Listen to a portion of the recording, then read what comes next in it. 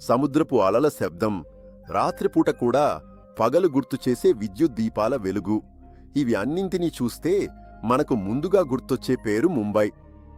భారతదేశ ఆర్థిక రాజధాని. ఒక మనిషి తన జీవితంలో సాధించాలి అని కలలు కంటూ ఉండే అతిపెద్ద కలలకు కేర్ ఆఫ్ అడ్రస్ ఈ నగరం. ఇక్కడ వీధుల్లో నడిచే ప్రతి మనిషి కళ్లలో ఒక ఆశ ఉంటుంది. కొంతమందికి వెండితెరపై మెరిసే గొక్కనటుడుగా మారాలనుంటుంది.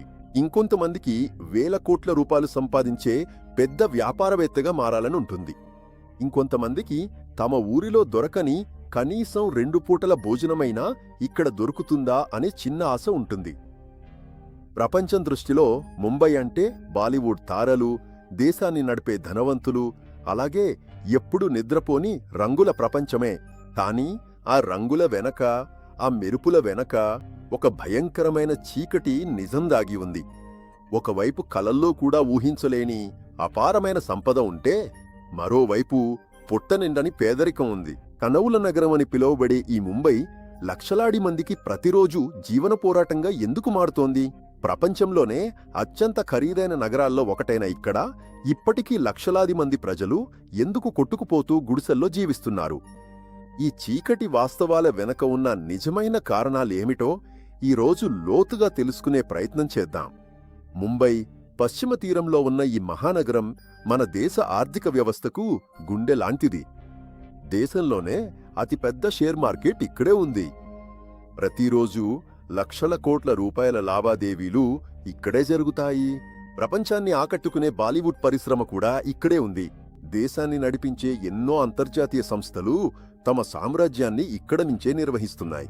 ఈ నగర జనాభా సుమారు 2 కోట్లకు పైగా ఉంది. అంటే కొన్ని దేశాల జనాభా కంటే ఈ ఒక్క నగర జనాభానే ఎక్కువ. ఇది ఎప్పుడూ నిద్రపోని నగరం. పగలు రాత్రి అనే తేడా లేకుండా వీధులన్నీ జనాలతో నిండిపోతుంటాయి. ముంబై అంటే గుర్తుకొచ్చే లోకల్ రైళ్లు ప్రతిరోజు 80 లక్షలకు పైగా ప్రయాణికులను వారి గమ్యస్థానాలకు చేర్చుకుంటాయి. నిజానికి ముంబై ఒక దీవి.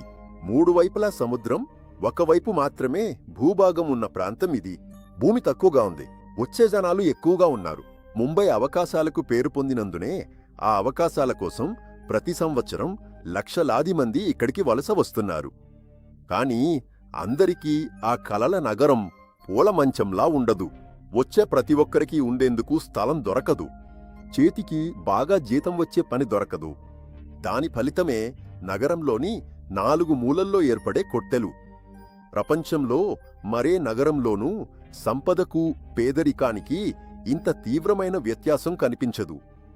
ఒక్కసారి ముంబైలో నడిచి చూస్తే ఈ తేడా మీను ఆశ్చర్యపరుస్తుంది. ఒకవైపు 100 కోట్ల రూపాయల విలువైన విలాసవంతమైన ఆకాశహర్మ్యాలు ఉంటాయి. ఆ భవనాల పైకప్పులపై ఈత కొలనులు, హెలిప్యాడ్లు ఉంటాయి. కానీ అదే భవనాల నీడలోనే తలదాచుకోవడానికి సరైన పైకప్పు లేకుండా ప్లాస్టిక్ షీట్లు, తగరు పలకలతో కప్పబడిన చిన్న గుడిసెలు కనిపిస్తాయి. ఆకాశం నుంచి చూస్తే ముంబై ఒక అద్భుతమైన మహానగరంగా కనిపిస్తుంది. కానీ నేలపైకొచ్చి చూస్తే ఒక చిన్న గదిలో 8 నుంచి 10 మంది కాళ్లు చాపుకుని పడుకునే చోటు కూడా లేకుండా కూర్చునుండే దృశ్యాలు కన్నీళ్లు తెప్పిస్తాయి. ఇక్కడున్న అత్యంత విలాసవంతమైన లగ్జరీ టవర్సు ఆకాశాన్ని తాకేంత ఎత్తుకు ఎలా ఎదుగుతున్నాయో, వాటి వెనకున్న పేద గుడిసెల వరుస కూడా అదే స్థాయిలో అంతకంతకు విస్తరిస్తూనే ఉన్నాయి. ధనవంతులు ఇంకా ధనవంతులవుతారు, పేదలు తమ పేదరికంలోనే మిగిలిపోతారు అనే ఈ వ్యవస్థ ముంబైకి చాలా పెద్ద సవాల్.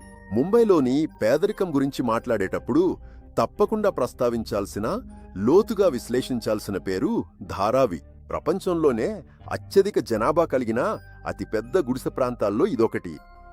సుమారు 500 ఎకరాల విస్తీర్ణంలో దాదాపు 10 లక్షల మందికి పైగా ప్రజలు ఇక్కడ నివసిస్తున్నారు. ఒక్కసారి ఈ సంఖ్యను ఊహించుకోండి. ఇక్కడి చిన్న చిన్న వీధులు ఎంతగా ఇరుకుగా ఉంటాయంటే 2 వ్యక్తులు పక్కపక్కన నడవాలంటే కూడా జాగ్రత్తగా నడవాలి. ఊపిరి పీల్చుకోవడానికే ఇబ్బంది పడేంతగా ఉంటాయి. అవి సూర్యకాంతి కూడా లోపలికి రాని ఇరుకైన మార్గాలు. అని ధారావి అంటే కేవలం పేదరికం మాత్రమే కాదు.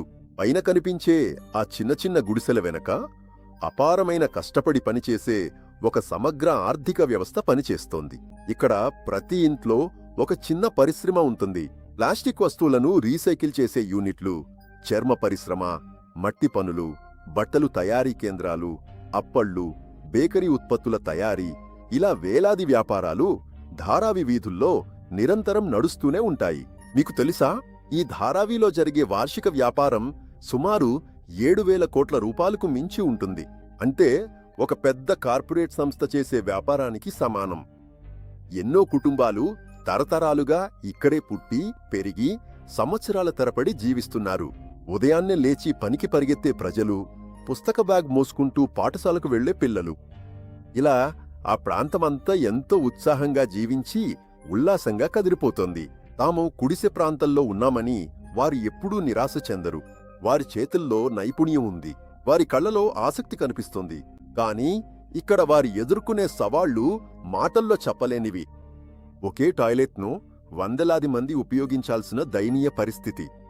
శుద్ధమైన తాగునీటి కోసం ప్రతిరోజూ పోరాటమే. వర్షాకాలం వచ్చిందంటే చాలు, ఇళ్లల్లోకి మురికి నీరు ప్రవహించి వ్యాధులు వ్యాపిస్తాయి. ఆరోగ్య సమస్యలు, జనాభా సాంద్రత, పరిశుభ్రత లోపం, ఇవన్నీ ఇప్పటికీ ధారావి ప్రజల రోజువారీ జీవితంలో చేదు వాస్తవంగా ఉన్నాయి. ఇన్ని కష్టాల మధ్య కూడా వారు ఆ స్లమ్ ప్రాంతాన్ని వదిలి వెళ్లలేరు. ఎందుకంటే వారి జీవితం, వారి జీవనాధారం అన్నీ ఆ ఇరుకైన ప్రాంతాల్లోనే ముడిపడి ఉన్నాయి. ముంబైలో చూడాల్సిన హృదయాన్ని కలిచివేసే దృశ్యాల్లో మరొకటి రైలు పట్టాల పక్కనే పెరిగిన స్లమ్లు. మీరు ముంబై లోకల్ రైల్లో ప్రయాణిస్తే కిలోమీటర్ల దూరం పాటు పట్టాల వెంట ఉన్న స్లమ్ములు మీకు కనిపిస్తాయి. ఆ ఇల్లు రైలు పట్టాలకు కేవలం 3 అడుగుల దూరంలోనే ఉంటాయి. పగలు రాత్రి అనే తేడా లేకుండా ప్రతి నిమిషానికి ఒక రైలు ఆ మార్గంలో వెళ్తూనే ఉంటుంది. ఆ రైళ్లు వెళుతున్నప్పుడు వచ్చే చెవులు పగిలే శబ్దం, భూమి కంపించటం, లేచి ఎగిరే దుమ్ము, ఇవన్నీ ఆ ప్రజల జీవితంలో సాధారణ విషయాలుగా మారిపోయాయి.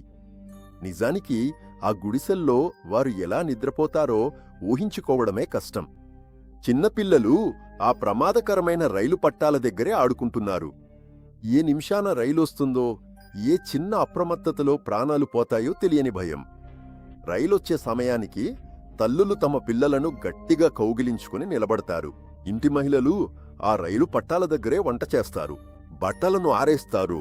పురుషులు కూలీ పనికి వెళ్తారు. ప్రాణానికి ప్రమాదం ప్రతి నిమిషం ఎదురుగా ఉన్నా కూడా వారక్కడే జీవిస్తున్నారు. దానికి కారణం ముంబైలో అద్దె ధరలు ఆకాశాన్ని తాకుతున్నాయనే విషయం. ఒక చిన్న గదికి అద్దె ఇవ్వాలన్నా వేలాది రూపాయల అవసరం. అంతటి ఆర్థిక స్థితి లేని ఆ పేదలకు ఎవరికీ అవసరం లేని ఈ రైల్వే ప్రదేశాలే వారి జీవనాధారంగా మారాయి. ఇన్ని కష్టాలు, ఇన్ని కన్నీళ్లున్నా కూడా ప్రజలు తమ ఊర్లను వదిలి ముంబైకి ఎందుకొస్తున్నారు? దీనికొక్కటే సమాధానం: ఆశ. మన దేశంలోని అనేక గ్రామాల్లో వ్యవసాయం ఇప్పుడు లాభదాయకంగా లేదు. వర్షం పడక, పంటలు పెరగక అప్పుభారంలో చిక్కుకున్న రైతులు ఎంతో మంది ఉన్నారు. ఊర్లలో పరిశ్రమ ఏవు, ఉద్యోగం దొరకటం లేదు. కుటుంబం ఆకలిని తీర్చటానికి మరో మార్గం తెలియకపోతే గ్రామీణ వ్యక్తి చూపు పట్టణాల వైపు తిరుగుతుంది. ముంబైకి వెళ్తే ఏదైనా పని దొరకదా? రోజుకు కనీసం 200 రూపాయలు సంపాదించలేమా? మన జీవితం ఈ కష్టాల్లోనే గడుస్తుంది. కనీసం మన పిల్లల భవిష్యత్తైనా మారుతుందనే ఆశతోనే వాళ్లను ఆ రైల్లో ఎక్కిస్తారు. ఖాళీ జేబుతో, కళ్లలో కలలతో ముంబై సెంట్రల్ స్టేషన్లో దిగే ప్రతి మనిషి ఒక వీరుడే. కొంతమందికి విధి మారవచ్చు, వాళ్ల కష్టానికి ఫలితం వచ్చి పలికి రావచ్చు. కాని 100 మందిలో 90 మంది మాత్రం ఆ నగరంలో పెరుగుతున్న ఖర్చులకు, వాళ్లకు వచ్చే తక్కువ ఆదాయానికి మధ్య నలిగి ఆ చిన్న చిన్న గుడిసెల్లోనే శాశ్వతంగా చిక్కుకుపోతారు. నిజానికి ముంబైలోని పేదరికమనేది కేవలం వ్యక్తిగత సమస్య కాదు. దీనికి వెనక ఎన్నో దశాబ్దాలుగా పేరుకుపోయిన బలమైన సామాజిక, రాజకీయ కారణాలున్నాయి. ఒకవైపు గ్రామీణ ఆర్థిక వ్యవస్థ కూలిపోవడం వల్ల వలసలు పెరుగుతున్నాయి. మరోవైపు నగరంలో పేదలకు సరిపడా చౌకగా ఇళ్ల సదుపాయాలు లేవు. ప్రభుత్వం తీసుకొచ్చే పునరావాస పథకాలు కేవలం కాగితంపై మాత్రమే పరిమితమవడం, లేదా దశాబ్దాలుగా నెమ్మదిగా అమలు కావడం కూడా ఒక ప్రధాన కారణం. లక్షలాది మంది ఒకే నగరంలో నివాసం, ఉద్యోగం కోసం పోటీ పడుతుంటే ఆ నగరంలోని ప్రాథమిక సదుపాయాలపై తీవ్రమైన ఒత్తిడి ఏర్పడుతుంది. అందుకే స్లమ్లు కాలాన్లా విస్తరిస్తున్నాయి. సంపదంతా కొంతమందికే కేంద్రీకృతమవుతోంది. పనిచేసిన వారికి తగిన ప్రతిఫలం లభించకపోవడం వంటి వ్యవస్థాపిత లోపాలే ఈ అంతరాల యొక్క నిజమైన కారణాలు. కానీ ఇన్ని బాధ మధ్యలో ఒక గొప్ప ప్రేరణ దాగి ఉంది. ముంబై అంటే కేవలం కన్నీటి కథ మాత్రమే కాదు. ఇది అపారమైన పోరాటానికి, చెక్కుచెదరని ఆత్మవిశ్వాసానికి ప్రతీక. ధారావి వంటి ఎన్నో బస్తీల్లో ఎంతోమంది తమ విధిని మార్చుకోవడానికి రాత్రి పగలు తేడా లేకుండా కష్టపడుతున్నారు. ఆ కష్టాల్లోనే వీధి దీపాల కింద ఎన్నో పిల్లలు కష్టపడి చదువుకుని ఉన్నత స్థాయికి చేరుకుంటున్నారు. ఇంటర్నెట్ వల్ల, స్మార్ట్ ఫోన్ల ద్వారా తమ ప్రతిభను ప్రపంచానికి చూపించి జీవితాన్ని మార్చుకుంటున్న యువత ఎంతోమందున్నారు. తమ పిల్లలకు మంచి భవిష్యత్తు ఇవ్వాలని పగలు రాత్రి కష్టపడే తల్లిదండ్రుల చెమట చుక్కల్లో రేపటి మీద నమ్మకం కనిపిస్తుంది. నిన్నటి చిన్న వ్యాపారాలు ఈరోజు పెద్ద పెద్ద సంస్థలుగా ఎదిగిన ఉదాహరణలు ఎన్నో ఉన్నాయి. ముంబై లక్షలాది మందికి కొత్త అవకాశాలను అందించింది. ఎన్నో మందికి అన్నం పెట్టింది. ఎన్ని కష్టాలొచ్చినా, ఎన్ని తుఫాన్లొచ్చినా ముంబై నగరం ఎప్పటికీ నిలబడుతుంది. అక్కడి ప్రజలు ఎప్పుడూ ఓడిపోరు. ముంబై కలలు ఎంత పెద్దవో ఇక్కడి కష్టాలు కూడా అంతే పెద్దవిగా ఉండే ఒక విచిత్రమైన నగరం. ఒకవైపు ప్రపంచంలోనే అత్యంత ఖరీదైన రియల్ ఎస్టేట్ సామ్రాజ్యం, ఇంకొక వైపు కనీస సౌకర్యాలు కూడా లేని కొట్టెలు. ఒకవైపు అద్దకట్టిన భవనాలు, ఇంకొక వైపు రైల్వే ట్రాక్ల దగ్గర ప్రతిరోజు పోరాడే ప్రాణాలు. నిజమైన అభివృద్ధంటే ఏమిటి? దేశ జీడిపి పెరగడమేనా? షేర్ మార్కెట్ సూచికలు ఆకాశాన్ని తాకడమేనా? కాదు. అభివృద్ధి అంటే కేవలం ఆకాశాన్ని తాకే భవనాలు నిర్మించడం మాత్రమే కాదు. సమాజంలో అట్టడుగున ఉన్న అత్యంత పేదవాడి జీవితం ఎంతగా మెరుగుపడింది, ఆ పేదవాడికి ఒక సురక్షితమైన ఇల్లు, వారి పిల్లలకు మంచి విద్య లభిస్తున్నదా లేదా అనేదే నిజమైన అభివృద్ధికి అసలైన ప్రమాణం. ముంబైలోని ఈ చీకటి వాస్తవాలు మనకు ఈ విషయాన్ని కళ్లకు కట్టినట్టు నేర్పిస్తున్నాయి. అయితే మీరేమి చెబుతున్నారు? ఇలా వలసలు కొనసాగితే భవిష్యత్తులో ముంబై వంటి నగరాల పరిస్థితి ఎలా ఉంటుంది? కుటీరాల ముఖ చిత్రం ఎప్పుడైనా మారుతుందా? ఈ అపారమైన ఆర్థిక అసమానతలు, పేదరికం తగ్గాలంటే వ్యవస్థలో ఎలాంటి మార్పులు రావాలి అని మీరనుకుంటున్నారు? మీ అమూల్యమైన అభిప్రాయాన్ని కింద కామెంట్స్లో తప్పకుండా పంచుకోండి.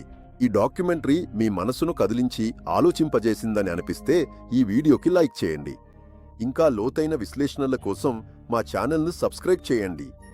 అలాగే ఈ ముఖ్యమైన సమాచారాన్ని మీ స్నేహితులు, బంధువులతో పంచుకోండి. మరొక ఆసక్తికరమైన, ఆలోచింపజేసే వీడియోతో మళ్ళీ కలుద్దాం.